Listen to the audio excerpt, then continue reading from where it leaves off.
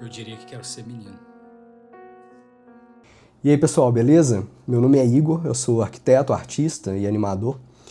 E eu vou bater um papo com vocês aqui hoje para mostrar como que foi o desenvolvimento de um curta curtíssimo que eu fiz para explorar uma ideia antes de envolver uma equipe inteira em um projeto maior. Eu recentemente desenvolvi um curta usando a Unreal Engine e eu tive um resultado bem legal com ele.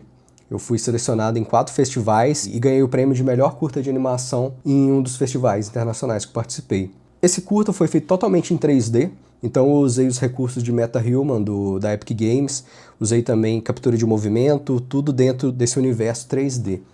Só que eu ainda não havia explorado o desenho 2D animado, então essa animação tradicional frame a frame, e a técnica que eu usei para fazer essa prova de conceito é a rotoscopia, que é quando o desenho ele é feito por cima de quadros ou da vida real, mas no meu caso aí eu animei, desenhei quadro a quadro por cima de uma gravação de captura de movimento que eu fiz.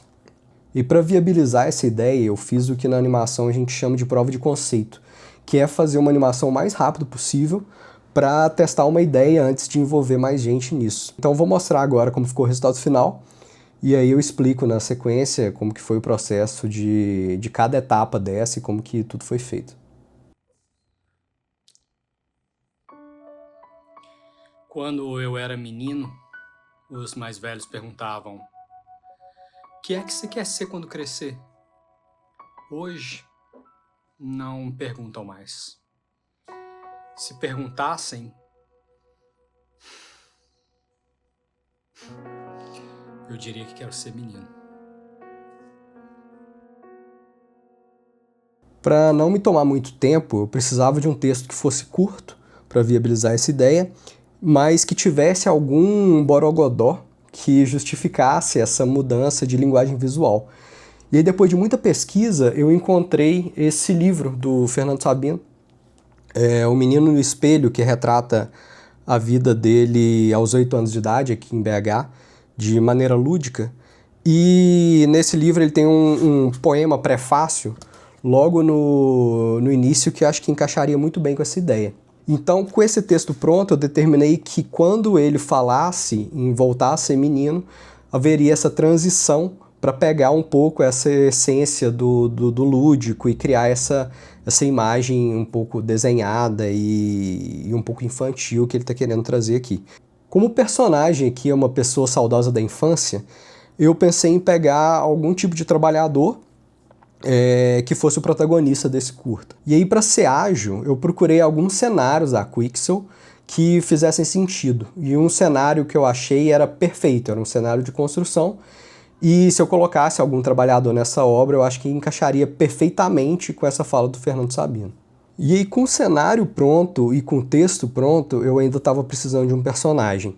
Então eu usei o criador de personagens do MetaHuman e achei o modelo pronto lá, só mudei a cor do cabelo e pronto, só faltava uma roupa. E na biblioteca FEB eu encontrei uma roupa que fazia sentido com aquele cenário, uma roupa de trabalhador em obra, que dava para eu inserir nesse MetaHuman. E aí, como eu queria fazer o mais rápido possível, esse modelo pronto já ia me poupar o trabalho de ter que modelar essas roupas e fazer todos esses ajustes finos. A única coisa que eu fiz foi mudar a cor do capacete dele e o padrão de textura da roupa. Agora ficou faltando apenas fazer a animação desse personagem nesse ambiente. E aí, para animar esse personagem, foi preciso separar em 2 partes: a animação do rosto dele e a animação do corpo. Então, para animar a cabeça e as expressões faciais, eu usei o Live Link Face, um software gratuito da própria Epic Games, que tem esse intuito de fazer a captura de movimento facial. E aí eu posicionei o celular de frente para o meu rosto e atuei. Tá aí mais uma coisa que eu fiz pela primeira vez nesse curta, que foi atuar, que eu nunca tinha feito isso antes. E foi nesse momento que eu aprendi muita coisa, porque eu percebi como o software funcionava, fiz lá a captura de movimento, só que o meu maior problema na primeira tomada que eu fiz foi que eu abaixei muito a cabeça na hora de gravar. Então ele não conseguia pegar com detalhe todas as expressões faciais que eu estava fazendo e eu tive alguns problemas com essa animação. É por isso que nas gravações profissionais eles usam aqueles capacetes que mantêm a câmera sempre fixa no rosto das pessoas e por mais que elas façam movimentos diferentes,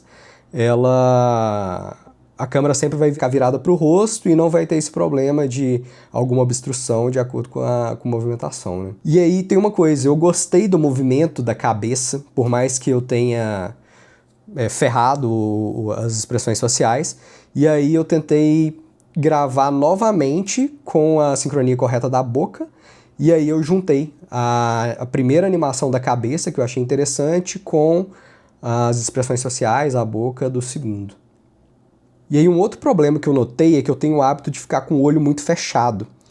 E aí uma coisa que eu fiz foi corrigir isso manualmente. Peguei o editor de animação dentro da Unreal e mudei esses detalhes de animação no personagem. E pro áudio do curta, no final eu usei a minha voz que eu gravei na própria atuação, que aí ficou com uma boa sincronização com a boca. E eu tenho o privilégio de ter um amigo que é multi-instrumentista que acompanhou esse processo e gravou uma trilha de fundo com o piano tocando suave que encaixou muito bem na narrativa.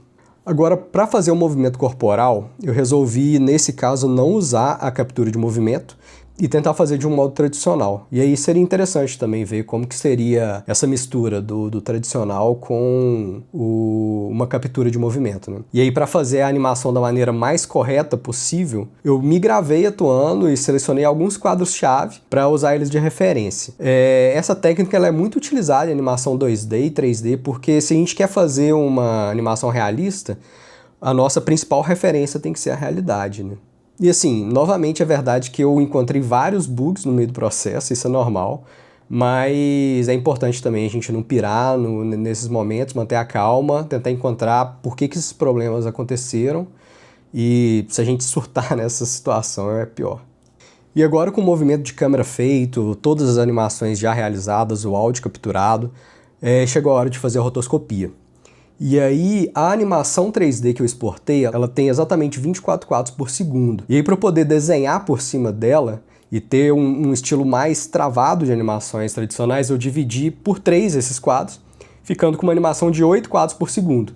E também isso foi bom para diminuir consideravelmente a quantidade de desenho que eu teria que fazer. E aí, inicialmente, eu tentei fazer uma animação mais fiel ao 3D, tentar fazer algo mais realista possível, mas não ficou com o aspecto que eu gostei, achei meio duro, assim.